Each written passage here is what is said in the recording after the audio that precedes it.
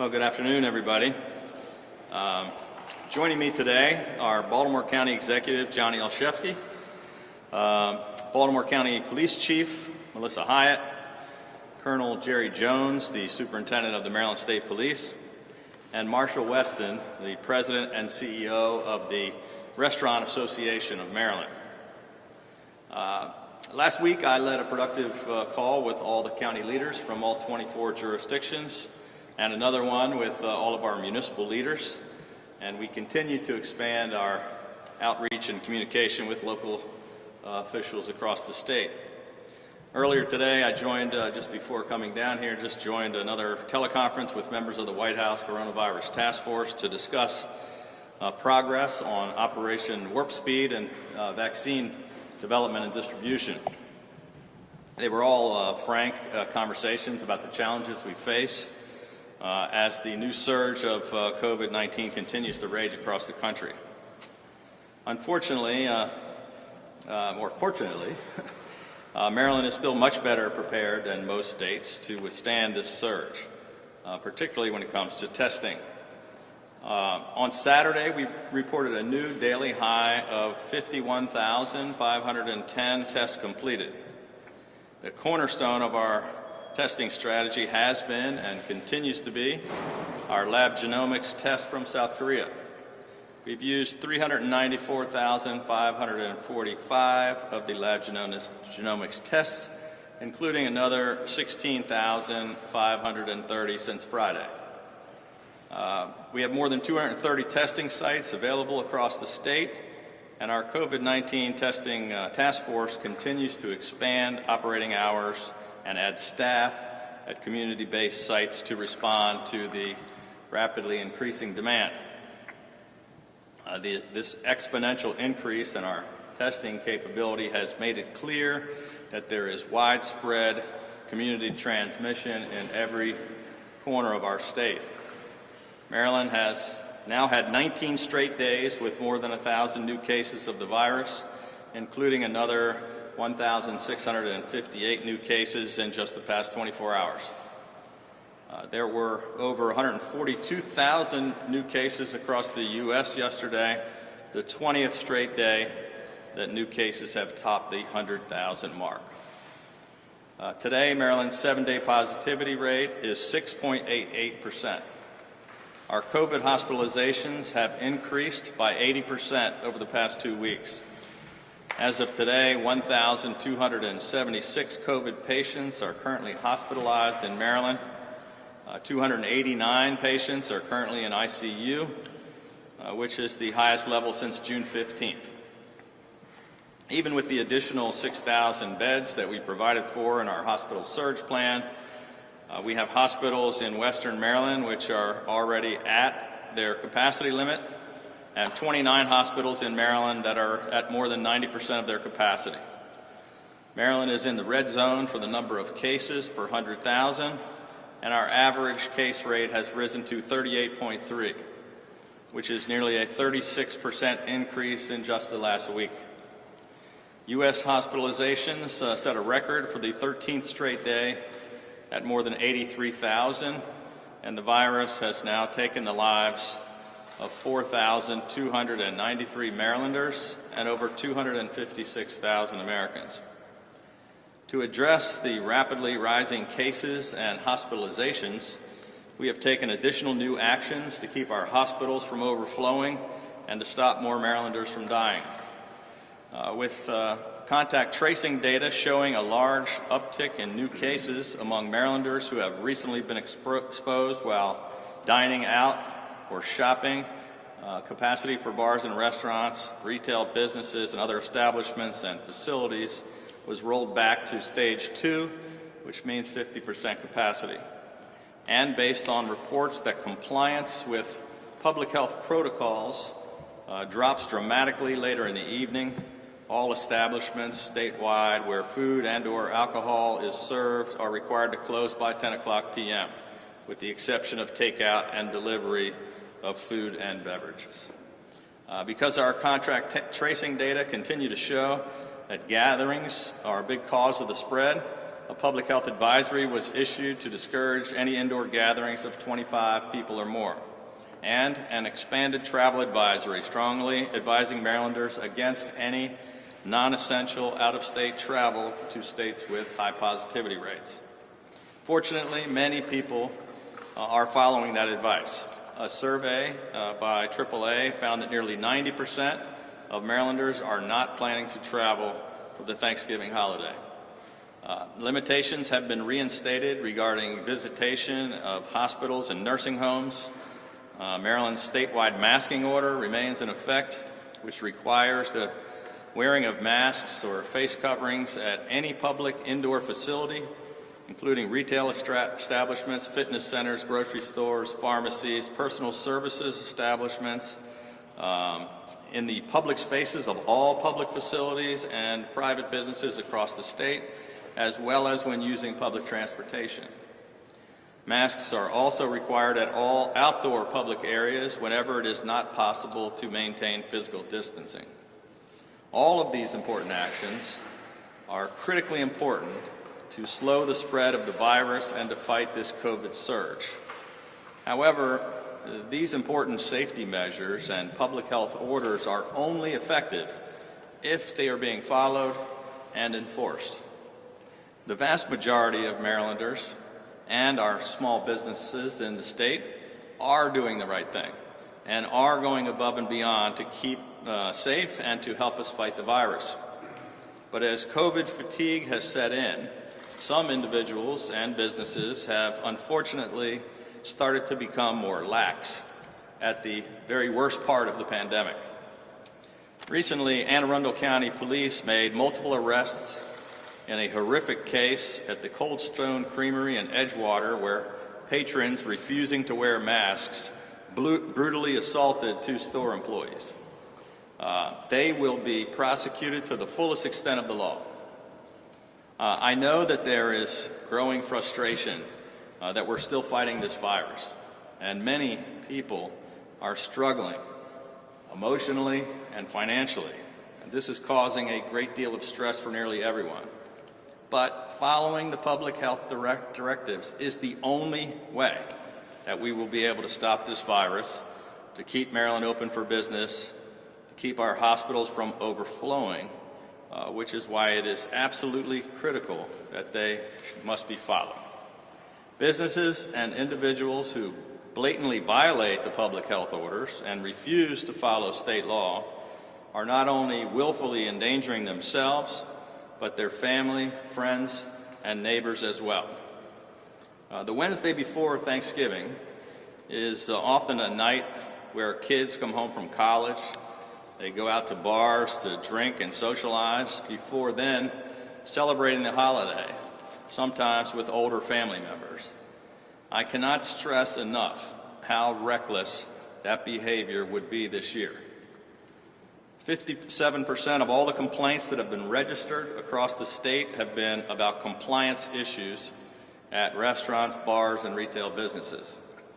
Especially now, it is critically important that we stay vigilant in this fight. We can't let a few bad actors spoil it for the others who have been doing such a great job. We cannot afford to undo all of the progress that we have made together in this war against the virus.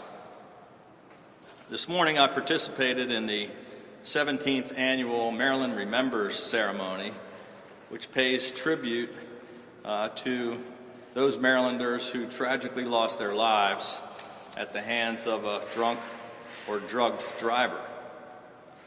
As tragic as drunk driving is, far more people in Maryland have been killed by COVID-19 this year than by traffic accidents and drunk driving. Today, we are announcing that in addition to our traditional statewide efforts, ramping up drunk driving patrols and enforcement ahead of the Thanksgiving holiday, we are also launching a wide-scale, all-hands-on-deck compliance, education, and enforcement operation. The Maryland State Police is expanding its COVID-19 Compliance and Coordination Center and deploying high-visibility compliance units across the state. Additional state troopers will be assigned in every single county to work in partnership with county leaders, county health departments, liquor boards, licensing and permitting departments, as well as municipal and county law enforcement agencies to investigate any reports of violations of state law. Beginning on Thanksgiving Eve, these high-visibility compliance units will be detailed to popular downtown areas, Main Street areas, in places including Bel Air, Towson, Salisbury, Silver Spring, Baltimore City, and to other spots around the state. State troopers will support local authorities with compliance checks with a focus on educating the public about existing orders, protocols, and priorities to prevent super-spreading events and to insist in enforcement compliance when actions are necessary. State Police Superintendent Colonel Jerry Jones has reached out to all state and local law enforcement entities in order to mobilize and join forces in this joint operation in order to increase visibility, education, and enforcement of all existing directives, orders, and laws. Effective immediately, MSP will be operating a 24/7 phone line and email address to support local compliance teams in the field with any questions regarding orders and enforcement. The Maryland State Police is also ramping up their COVID prevention hotline, where members of the public can call to report unsafe facilities and activities or violations of public health orders. Marylanders who see unlawful behavior are encouraged to report it by calling 833-979-2266 or by sending an email to prevent.covid@maryland.gov. We remain fully committed to assisting and supporting our county and municipal governments in their efforts to enforce COVID restrictions and orders. And I want to commend those jurisdictions that have already ramped up their enforcement efforts. The Frederick County Police Department has increased staffing and will be working in partnership with the Frederick County Liquor Board, the Office of the State Fire Marshal, and their local health department to conduct compliance checks starting on Thanksgiving Eve. And I particularly want to thank the efforts by Baltimore County Executive Olszewski. They formed a 30-member social distancing task force to ensure that businesses are informed of and complying with masking, distancing capacity restrictions. And the unit has already inspected more than 5,200 establishments. This is a great example for other counties across the state. And I want to thank you, Mr. County Executive, and Chief Hyatt for joining us here this afternoon. The heightened visibility operation that we're launching today isn't just about enforcement, but it's about education on how to keep businesses safely open and to educate the public on how to stay safe and save lives. At 5:00 p.m. on Wednesday, the Maryland Emergency Management Agency will be sending a wireless emergency alert to cell phones across the state to remind Marylanders of critical COVID-19 prevention measures and to provide information about state and local law enforcement actions. It is only the second time that we have ever utilized this warning system during the entire time that I've been governor. We are also launching a unified statewide public health campaign with public service announcements that will be running on local television and radio to remind the people of Maryland that while we have been fighting this virus for what seems like forever, and even though a vaccine is on the way, we can all make a huge life-saving difference if we do the simple things, if we keep on wearing our masks, washing our hands, and keeping our distance. Now more than ever, we must keep doing whatever it takes to slow the spread of COVID-19. And finally, with Thanksgiving just a few days away, I want to remind Marylanders that both federal and state officials are strongly advising against holiday travel and advising that celebrating is safer if limited to members of your immediate household. We want all of our families across the state to enjoy the holidays, but we want them to do it in a safe way. While the way we celebrate this year may be different, we still have so much to be thankful for. I'm thankful for the doctors, nurses, first responders, and all of our frontline healthcare heroes who have been working around the clock, day in and day out, with little sleep to keep this virus at bay and to save lives. I'm thankful for our scientists who are working tirelessly on vaccines and innovative therapeutics.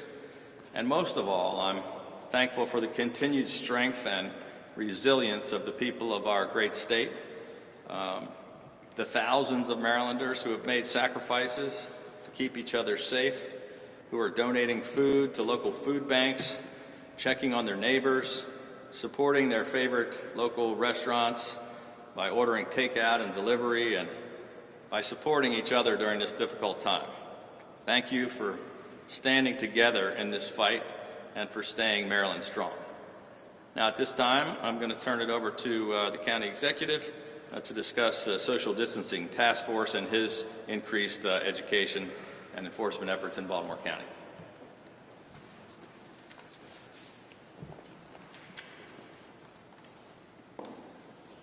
Thank you, Governor, and good afternoon. It is indeed an honor to be here with you, Governor Hogan, Superintendent Jones, and Marshall Weston from the Maryland Restaurant Association. I'm also pleased to be here alongside Baltimore County's Police Chief, Melissa Hyatt, who in my opinion is the finest police chief in the state of Maryland. Governor, I first want to thank you for the $3 million of eviction prevention funding that you announced this morning. I'm proud that our staff in Baltimore County have put together a significant eviction prevention program that helps ensure our residents avoid losing their homes, and we're grateful for the additional support that you've given us. It will go a long way to bolstering those efforts. I joined Governor Hogan here today because I want our residents to hear us loud and clear. The situation is dire. Baltimore County cases have skyrocketed, more than quadrupling in the last month.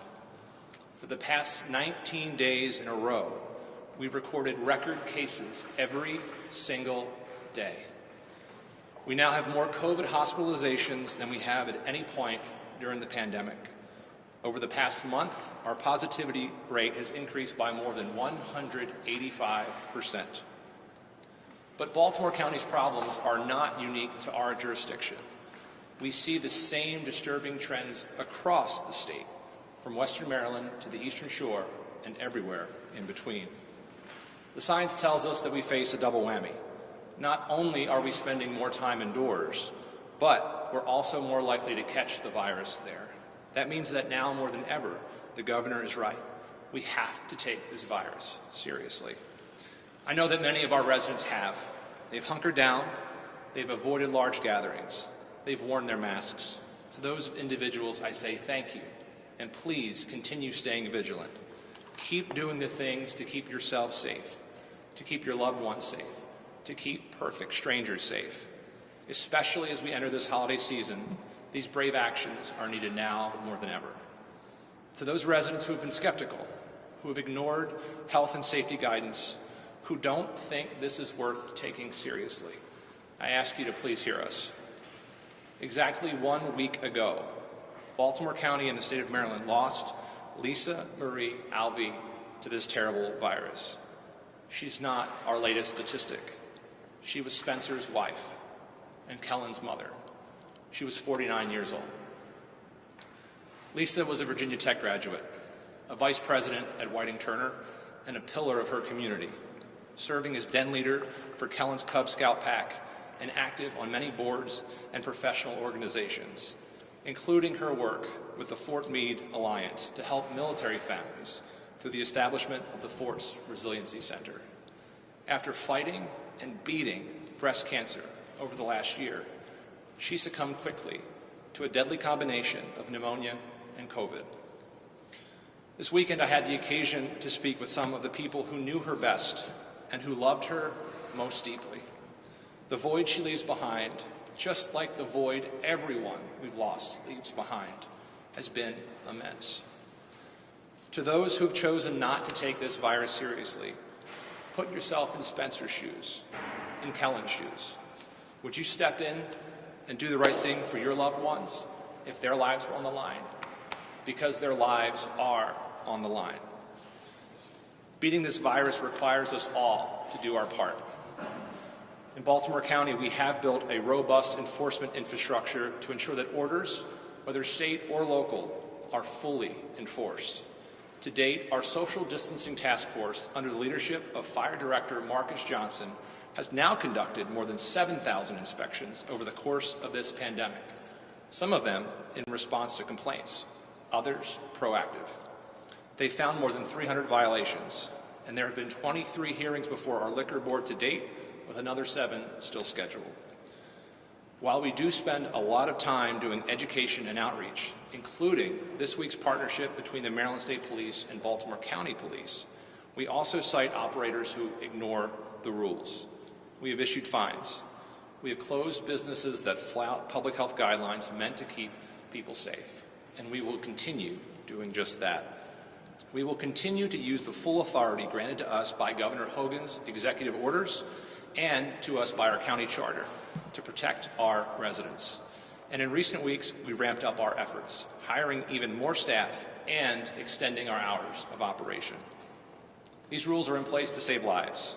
If you are found violating them, you will be held accountable. We will not allow reckless behavior to continue without consequences. This is a matter of life and death. If too many people do not comply with the rules, we are left with no choice but to take additional actions to reduce the spread of this virus. I understand that our small businesses are struggling, but as elected leaders, our #1 priority remains the health and the lives of our residents. We will do whatever it takes to slow the transmission of this virus.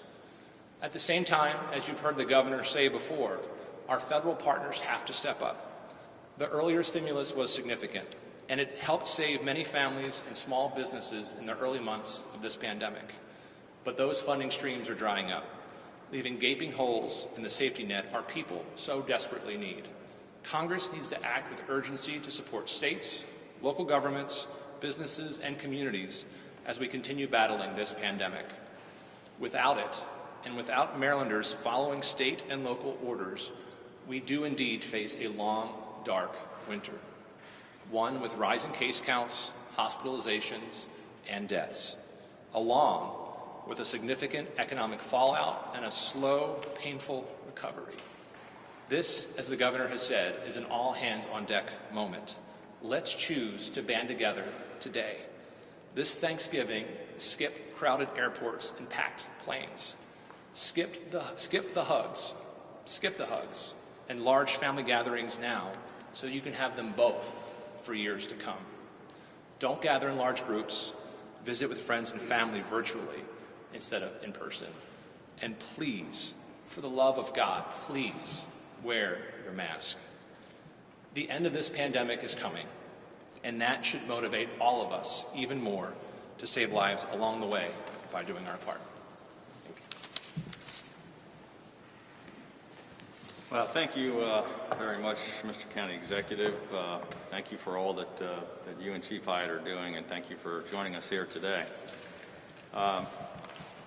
Last month, we doubled our state relief investment to $500 million to fund a combination of new small business relief programs to protect jobs and to expand our existing successful programs in order to immediately provide additional desperately needed relief to all of the businesses and their employees who were most in need, including restaurants who have been hit particularly hard. And we included another $50 million in direct relief specifically for restaurants, which the state is distributing through our county government partners. In the spring, we took statewide action to make it easier for restaurants to adapt their operations for carry-out and delivery services, including allowing for the off-site alcohol sales and delivery. And as we weather this fall's surge of the virus, I want to again strongly encourage Marylanders to support their local restaurants.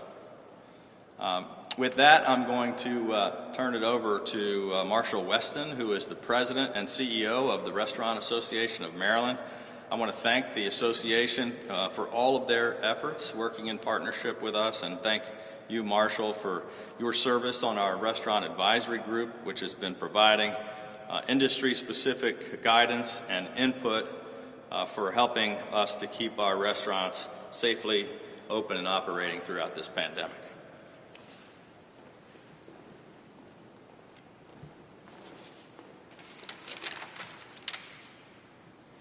Thank you, Governor.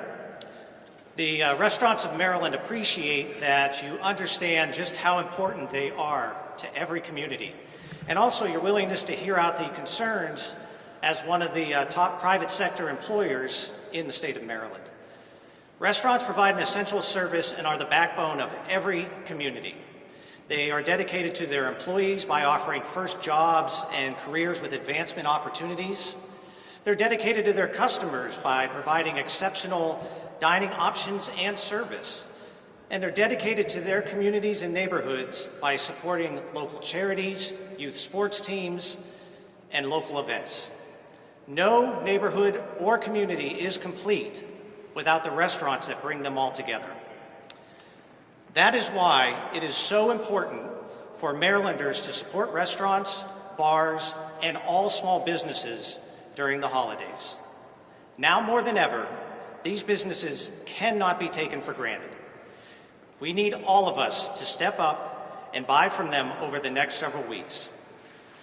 Restaurants continue to be ready to provide a safe and regulated space for people to gather with friends and enjoy a meal over the holidays.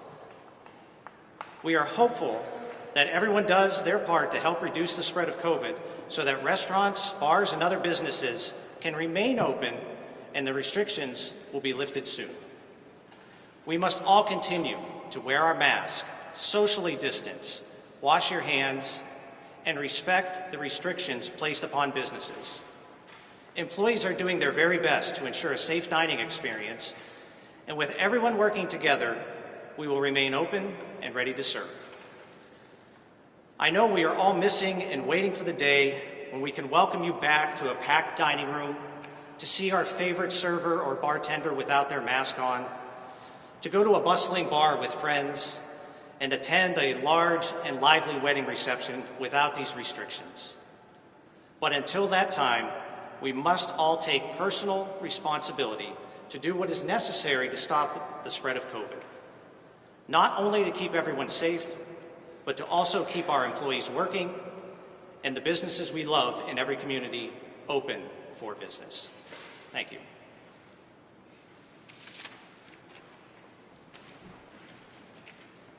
Thank you. With that, we'll be happy to take some questions. Brian?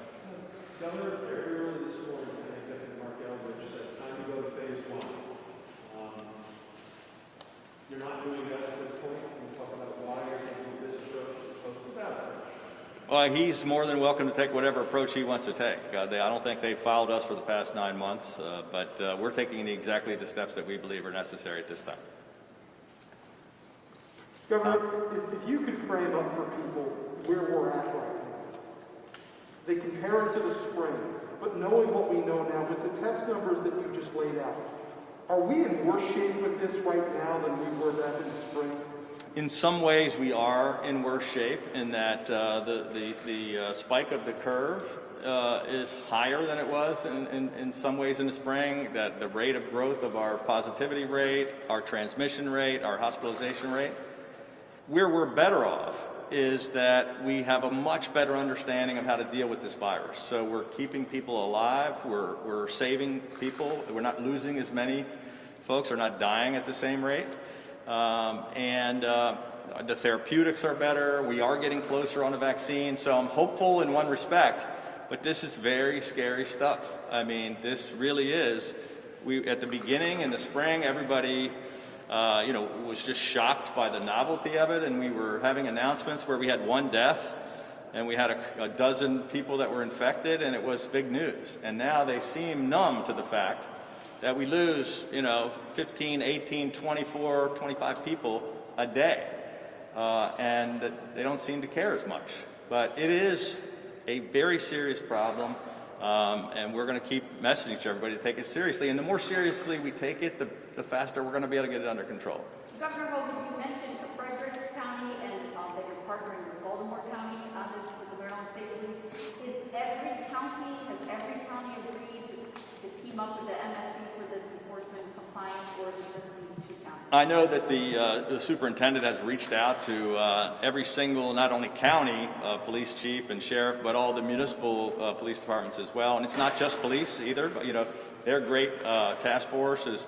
I was watching the news. I was telling the county exec how impressed I was. They were bringing people from the fire department to come out to talk to businesses about being safe. I mentioned it includes licensing and permit, liquor boards, whoever we can get out there to help with the case. So we're hopeful that all the counties will participate in one way or another. We will be sending additional state police to every single county. Governor, you said that you talked to the White House today about vaccine development and disbursement. Do you have any updates for what people in Maryland can expect? And along those same lines, I've heard from a number of people who are eager to pre-register already for a vaccine when it's available. Can you also let me know when they can start doing that? Yeah, so we just got briefed. Secretary Azar and a number of the members of the team gave us kind of the latest on where they were with the vaccine. They're still hopeful, and don't quote me because I can't guarantee that these dates are going to be made, but they really are hopeful that by the end of the year, so next month sometime, and or at the latest, the very beginning of next year, that we will start to have vaccines available. They have not committed to how many, what the production is going to be, how much each state is going to get, which is why we have an approved plan that we submitted that talks about the prioritization of our most vulnerable, our folks in nursing homes, our healthcare workers, but we don't know exactly how many or exactly when. We just know as they come in, we're going to prioritize the people that need them the most. When can people start to pre-register to get in line? That's a good question I don't know the answer to, but I'll make sure that our health department reaches out and gives you that answer right away because that's a great question. Thank you. Governor Hogan, you mentioned the genomics test as the centerpiece of the testing strategy. The Washington Post reported that there were, in fact, problems discovered with the first batch.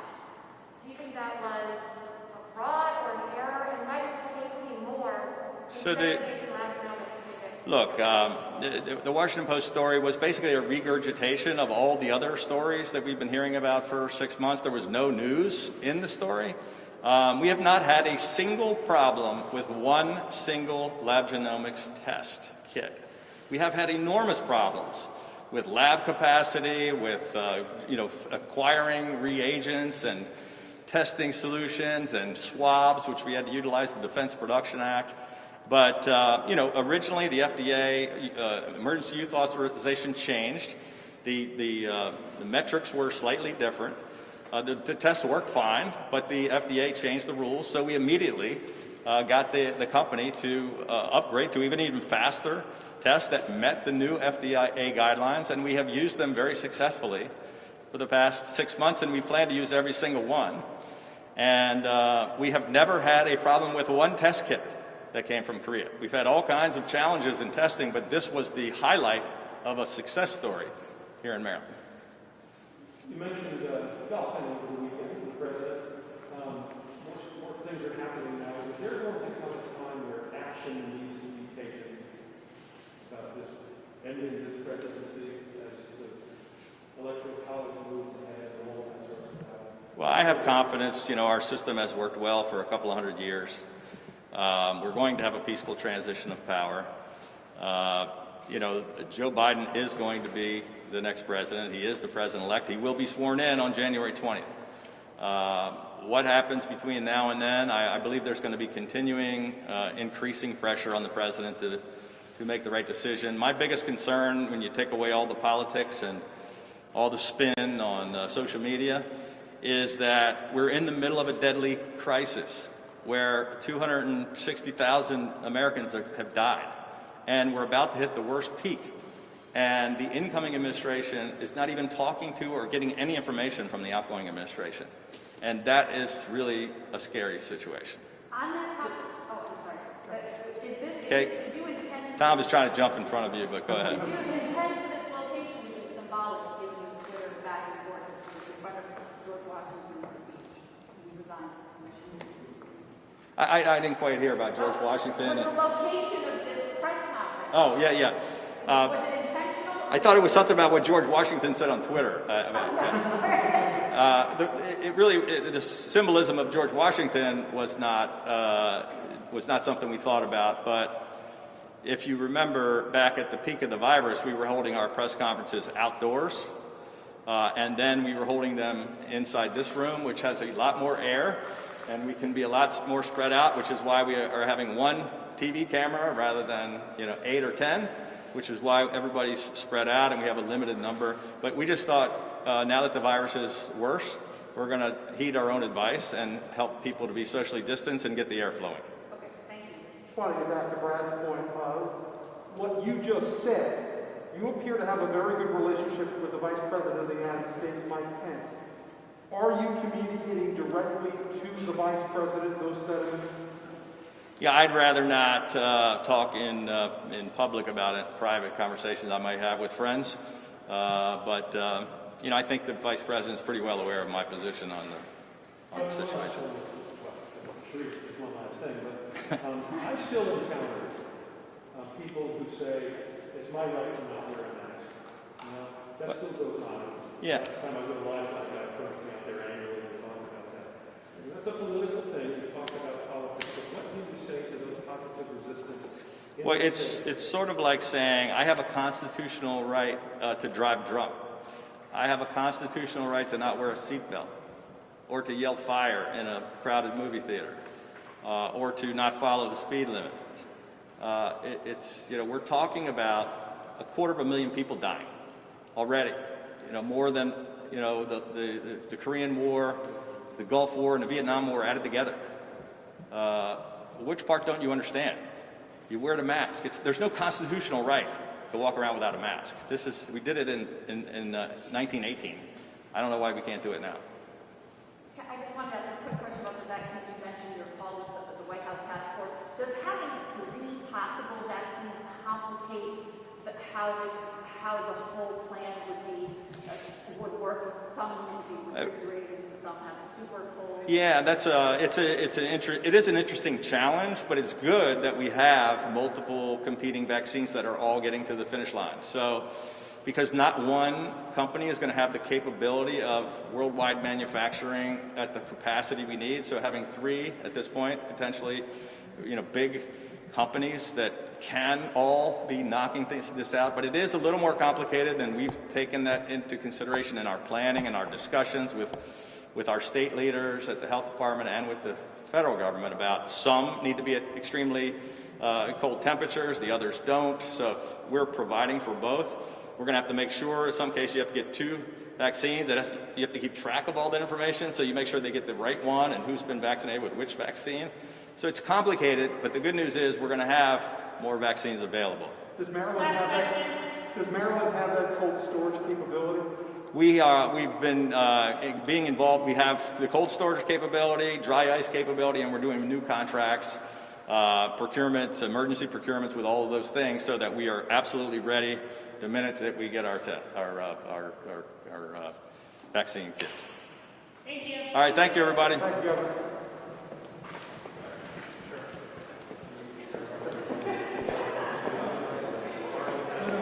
That was very perceptive. Oh my God, my favorite thing about it. You were genius. You were genius. I didn't even think about that.